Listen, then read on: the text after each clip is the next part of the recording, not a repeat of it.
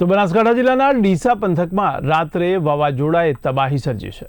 તો થેરવાડા ગામે મકાનોના પતરા અને શેડ પણ ઉડી ગયા હતા. તો ખેડૂતોને પણ ભારે આર્થિક નુકસાનનો સામનો કરવાનો વારો આવ્યો છે. જો કે વાવાઝોડા બાદ ખેડૂતોમાં પણ ચિંતાનો માહોલ જોવા મળે છે. તો નુકસાનનું સર્વે કરી સહાય ચૂકવવાની માંગ ઉઠાવવામાં આવી છે. તો ખેડૂતોએ સરકાર સમક્ષ વળતરની રજૂઆત કરી છે. રાત્રે 1 થી 1.5 ગાળામાં એવું વાવાઝોડું વધી આવી એટલે મારા ગામની અંદર મારા ભાઈ સાઈડ વાળા બાજુવાળા ભાઈના પતરા અને તબેલો બધું સાફ કરી નાખે છે.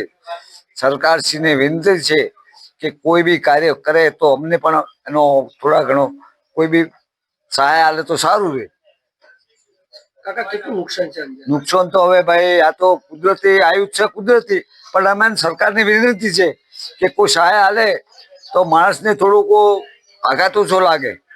તમામ પતરા જે આ કયા ખેતરમાં આવીને પડ્યા? પતરા તો મારા ખેતરમાં પડ્યા છે, કારણ કે આખો ઉડીને 10 ફૂટ પર કોઈ નુકસાન માલ નુકસાન નથી, કોઈને લાગ્યું નથી, બધે સુખ શાંતિથી પતી ગયું છે. પણ આવી રીતનું કોઈ આવે વધી અને એમાં નુકસાન થાય પછી ભરપાઈ નહીં થતી.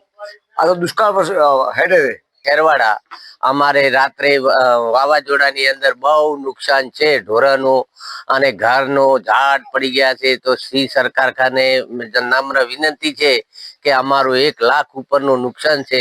તો સાહેબ જો સહાય મળવા પાત્ર થતી હોય ત્યારે અમને પેલું ધ્યાનમાં લઈ અને અમારું આટલું ધન્યવાદ છે.